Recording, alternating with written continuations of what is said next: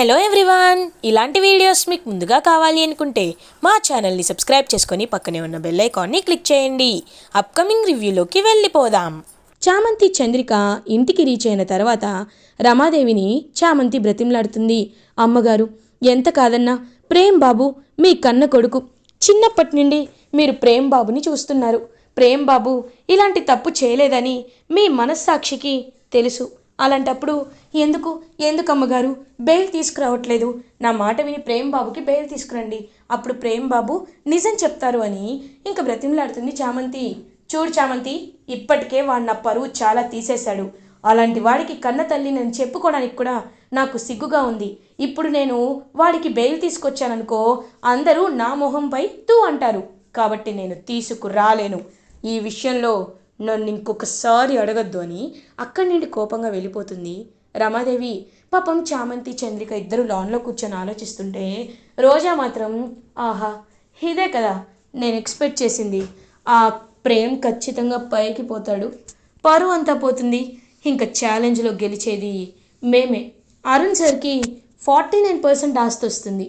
ఆ తర్వాత నేను మహారాణి యువరాణి అని తెలిసినా తెలియకపోయినా అరుణ్ సార్ ఎప్పుడు నేను ఆడించే కీలు బొమ్మే కాబట్టి నా చేతిలోనే ఉంటాడు.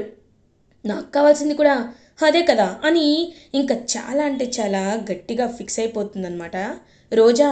ఇది ఇలా ఉండగా చామంతి చంద్రిక చిట్టి రోబో ముగ్గురు లాన్లో మాట్లాడుకుంటారు. చామ్, ఇప్పుడు ఏం చేయాలనుకుంటున్నావు చామ్ అని అడుగుతారు. అర్థం కావట్లేదు చిట్టి, ఏం చేయాలో అర్థం కావట్లేదు. ప్రేమ్ బాబు ఎలాంటి తప్పు చేయలేదని మాత్రం నాకు తెలుసు, కానీ ఇదంతా ఎలా జరిగిందో అర్థం కావట్లేదు అని అంటారు. చామ్, ఈ విషయంలో మనకి హెల్ప్ చేసేవాళ్ళు, ప్రేమ్కి బెయిల్ ఇచ్చి తీసుకొచ్చేవాళ్ళు ఎవరు లేరా అని అంటారు.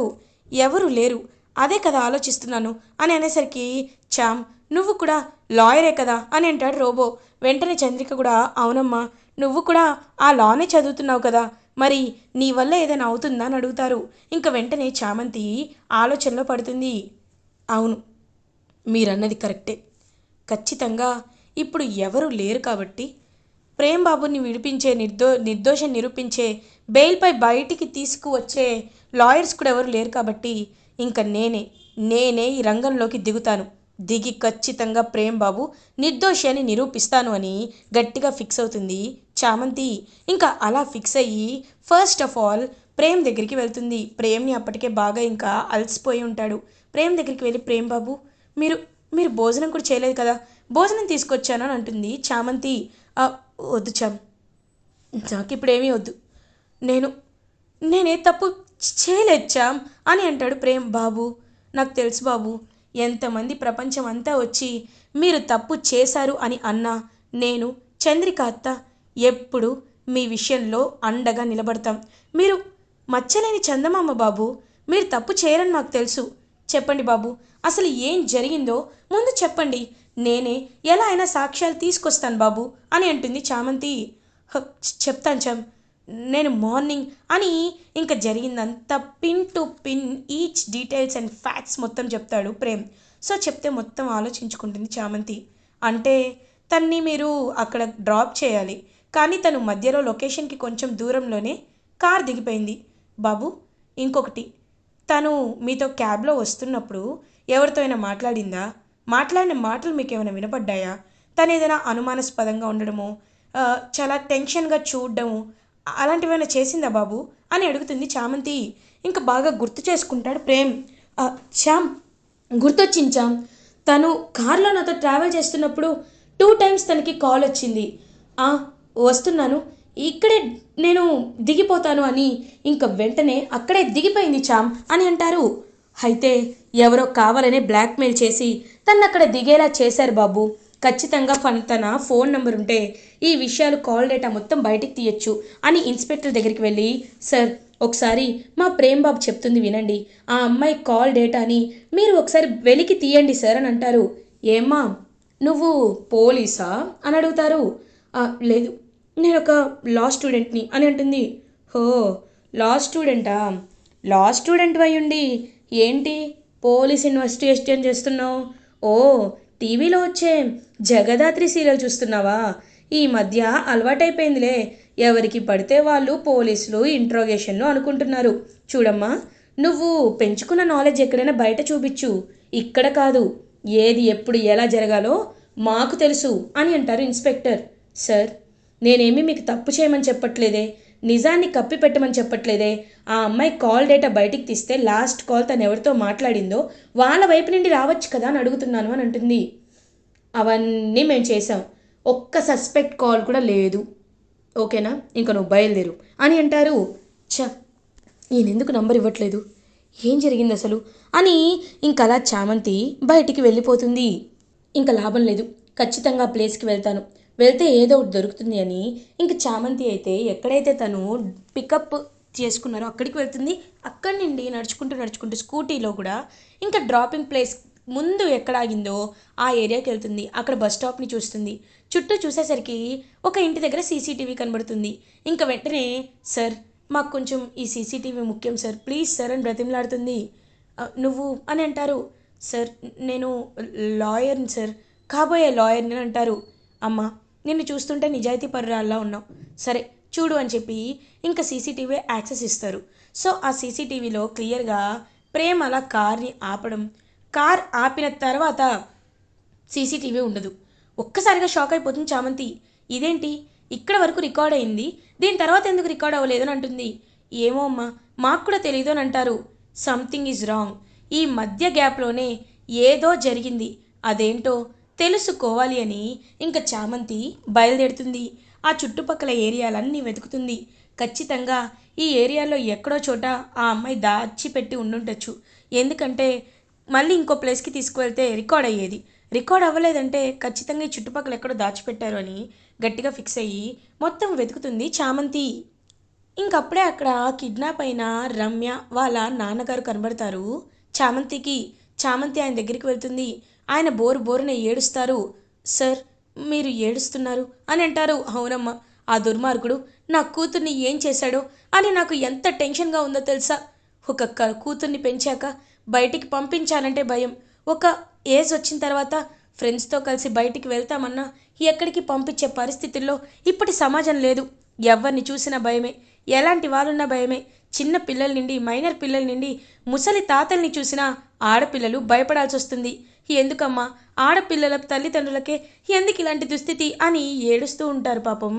కిడ్నాప్ అయిన రమ్య వాళ్ళ నాన్నగారు ఇంక వెంటనే చామంతి ఆయన భుజంపై చేయి వేసి ధైర్యం చెప్తూ, చూడండి సార్, మీరు ఒక ఆడపిల్ల తండ్రిగా ఎంత బాధపడుతున్నారో నేను అర్థం చేసుకోగలను. కానీ ఒకటి మాత్రం నిజం, మీకు కంఠమనేని ప్రేమ్ బాబు గారి గురించి తెలీదు. ఒకసారి ఆయన గురించి కొట్టి చూడండి. ఆయన పేరు మోసిన లాయర్, ఎన్నో వందల కేసులని ఒంటి చేత్తో రూపాయి కూడా ఫీజు తీసుకోకుండా పేదల వైపు నిలబడ్డారు ప్రేమ్బాబు. అలాంటి ప్రేమ్బాబుని ఎవరో కావాలని ఈ కేసులో ఇరికిస్తున్నారు. ఆ విషయం మీకు తర్వాత తెలుస్తుంది. ఆయనకి నిజంగా డబ్బంటే అవసరం ఉంటే వాళ్ళ నాన్నని అడిగితే కోట్లు ఇస్తారు. కానీ ఆయన సొంతగా ఆయన క్యాబ్ నడుపుకుంటూ ఆయన ఎలాంటి ఎవరి దగ్గర చేయి చాచకుండా కష్టపడి సంపాదిస్తున్నారు. కాబట్టి మీరు ప్రేమ్బాబుని తప్పుగా చూడకండి. ఆ అమ్మాయి ఎక్కడున్నా నేను మీకు సహాయం చేస్తాను. కానీ మీరు నాకు ఒక విషయం చెప్పాలి అని అంటారు. ఏంటమ్మా అది అని అడుగుతారు. సార్, తను మీ ఇంటి నుండి బయలుదేరుతున్నప్పుడు ఎక్కడికి వెళ్తున్నానని చెప్పింది అని అడుగుతారు. తను వాళ్ళ ఫ్రెండ్ పెళ్ళికి వెళ్తున్నానని చెప్పిందమ్మా. తను బర్త్డే పార్టీకి వెళ్తున్నానని చెప్పింది అంటారు. సారీ, బర్త్డే పార్టీకి. మరి తను ఏదైనా అనుమానాస్పదంగా కానీ కొంచెం టెన్షన్గా కానీ ఉండడం మీరు గమనించారా అని అడుగుతారు. అంటే గుర్తు రావట్లేదమ్మా అని అంటారు. సార్, గుర్తు చేసుకోండి. తను టెన్షన్ పడ్డం, ఫోన్లో పదే పదే మాట్లాడడం, పోనీ తన ఫ్రెండ్స్లో కానీ ఎవరైనా తన్ని టీస్ చేయడం, తను ఏదైనా చెప్పుకునే విషయాలు ఏమైనా ఉన్నాయా సార్ అని అడుగుతారు. ఏమోనమ్మా, నాకేం గుర్తు రావట్లేదు అంటారు. సరే, వాళ్ళ ఫ్రెండ్స్ నెంబర్ ఇవ్వండి అని ఇంకా వాళ్ళ ఫ్రెండ్స్ దగ్గరికి వెళ్తుంది చామంతి. వాళ్ళ ఫ్రెండ్ దగ్గరికి వెళ్ళాక జరిగిందంతా చెప్పి, మీకు ఎవరిపైనైనా అనుమానం ఉందా, ఎందుకంటే పోలీసులు ఈ విషయంలో ఫుల్ లాక్డ్గా ఉన్నారు, అందుకే ఇన్వెస్టిగేషన్ని నేను చేస్తున్నాను, ఎవరి గురించి అయినా రమ్య మీతో చెప్పిందా, ఎవరిపైనైనా మీకు అనుమానం ఉందా అని చామంతి అడుగుతుంది. ఇంక వెంటనే, మేడం, అక్క, మీరు అడిగితే నాకు ఒకటి గుర్తొచ్చింది అని అంటారు. ఏంటో చెప్పు అని అంటారు. ఒక వారం రోజుల క్రితం రమ్య చాలా ఏడుస్తూ నాకు కనబడింది. ఏంటా అని అడిగాను. అడిగితే తన్ని ఎవరో షాపింగ్ మాల్లో తను ట్రయల్ డ్రెస్ చేసుకుంటున్నప్పుడు కొన్ని వీడియోస్ తీశారని అవి సోషల్ మీడియాలో లీక్ చేస్తామని తన్ని ఇబ్బంది పెట్టారంట అనేసరికి ఒక్కసారిగా షాక్ అవుతుంది చామంతి. ఎవడు వాడు అని అడుగుతారు. ఏమో, తన గురించి మాకెప్పుడు చెప్పలేదు, పేరు కూడా మాకు తెలిసిన పేరే, మా కాలేజ్కి అప్పుడప్పుడు వచ్చి అల్లరి చేసి వెళ్తూ ఉంటాడు అని అంటారు. ఎవరై ఉంటారు అని తెలియగానే ఇదిగో మా దగ్గర ఫోటో ఉంది అని కాలేజ్కి వచ్చినప్పుడు ఫోటో చూపించగానే అక్కడ ఉండేది గుణాని చూసి ఒక్కసారిగా షాక్ అయిపోతుంది చామంతి. అంటే వీడా, ఈ నీచుడా, వీడి పేరు గుణ కదూ అని అంటారు. అవును మేడం, ఇతని పేరు గుణానే, వారం నుండి రమ్యని ఈ ఫొటోస్ లీక్ చేస్తానని టార్చర్ పెడుతున్నాడు మేడం అని అంటారు. అయితే వీడైపోయాడు నా చేతిలో అని ఇంకా అలా చామంతి ఉగ్ర రూపంలో కాళీ మాతలాగా బయలుదేరుతుంది. ఇంకా చిట్టికి ఫోన్ చేసి, రే చిట్టి, వెంటనే గుణ ఎక్కడున్నాడో వాడి మొబైల్ డేటా మొత్తం నాకు కావాలి అని అడుగుతుంది. ఓకే చామ్ అని వెంటనే మొబైల్ డేటా మొత్తాన్ని ఇంకా మొత్తం అవుట్పుట్ తీసి చామంతి ఫోన్కి పంపిస్తాడనమాట రోబో చిట్టి. ఇంకా వాడు ఏ ప్లేస్కి వెళ్ళాడు, ఎక్కడ ఉన్నాడు అనే విషయాలన్నీ ట్రేస్ అవుట్ చేసి అక్కడ ఏదైతే నిర్మానుష్యమైన ప్లేసెస్ ఉంటాయో అక్కడికి వెళ్ళి వెతికేసరికి ఆ అమ్మాయిని కట్టేసి ఉంటాడు గుణ. ఇంకా కట్టేసి ఫుల్గా డ్రింక్ చేసి నిద్రపోతుంటే వెంటనే అమ్మాయి చేతులు విడిపిస్తుంది చామంతి. ఇంకా గుణకి గుండెలపై కాలు పెట్టి తంతుంది చామంతి. ఒక్కసారిగా గుణ షాక్ అయిపోతాడు. ఏయ్ చామంతి, ఛీ, నోరు ముయిరా, ఆడవాళ్ళని అడ్డం పెట్టుకొని ప్రేమ్ బాబుపై నిందలు వేస్తావురా? ఆడపిల్లలంటే నీకంత అలుసుగా కనబడుతున్నారా? మీ అమ్మ కూడా ఆడపిల్లనే, మర్చిపోయావా అని చెప్పి ఇంకా చెంపలు వాయిస్తూ ఉంటుంది చామంతి గుణకి. గుణ, హేయ్ చామంతి, మర్యాదగా వదిలిపెట్టు, నేను నీ కాబోయే భర్తని. ఛీ, నువ్వు భర్తవేంట్రా? నువ్వొక చీడ పురుగువి, నిన్నివ్వాలే చంపేస్తా అని చెప్పి ఇంకా రాడ్డుతో బాగా గుణాన్ని కొడుతుంటే ఒక్కసారిగా గుణ చామంతి చెంప పగలగొట్టేసరికి చామంతి పాపం కళ్ళు తిరిగి పడిపోతుంది. అమ్మయ్యా, చామంతి అవుట్. నువ్వెక్కడికి వెళ్తున్నావు అని చేపట్టుకోగానే అక్కడికి పోలీసు వస్తారు. ఒక్కసారిగా గుణ షాక్ అయిపోతాడు. వీళ్ళు అని అనేసరికి, నువ్వు ఫోన్ చేసిన సింహాచలం కూడా బ్రైబ్కి లొంగిపోయాడని మాకు అర్థమైంది, మేము డిఐజీ డిపార్ట్మెంట్ నుండి వస్తున్నాం, రారా అని చెప్పి గుణాని అరెస్ట్ చేసి తీసుకువెళ్ళి ఆ అమ్మాయిని సేవ్ చేస్తారు. ప్రేమ్ ఎలాంటి తప్పు చేయలేదు అని నిరూపిస్తారు. ఒక్కసారిగా చామంతి కళ్ళు తెచ్చి చూసేసరికి పాపం అక్కడికి చాలామంది మీడియా వాళ్ళందరూ వస్తారు. ఒక ఆడపిల్లని కాపాడారు, నిజంగా మీరు గ్రేట్ అండి అని సోషల్ మీడియాలో ప్రేమ్ది ఎలాంటి తప్పు లేదని చామంతి సాహసం చేసి గుణాని అందరి ముందు పోలీసులు కూడా కాల్ చేసి పట్టించి గుణాని అరెస్ట్ చేయించి ప్రేమ్ తప్పు లేదని నిరూపించిందని సోషల్ మీడియా అంతా వైరల్ అవుతుంది. అదంతా చూస్తూ రోజా ఒక్కసారిగా షాక్ అయిపోతుంది. రమాదేవి ఏమీ మాట్లాడకుండా అలా సైలెంట్గా చూస్తూ ఉండిపోతుంది. ఇంకా ప్రేమ్ దగ్గరికి వెళ్ళి ప్రేమ్ని అలా రిలీజ్ చేసి బయటికి తీసుకువస్తుంది చామంతి.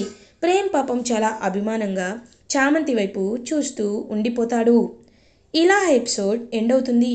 ఫర్దర్ ఎపిసోడ్ రివ్యూస్ ముందుగా మీకు కావాలి అనుకుంటే మా ఛానల్ని సబ్స్క్రైబ్ చేసుకోండి. Thanks for watching.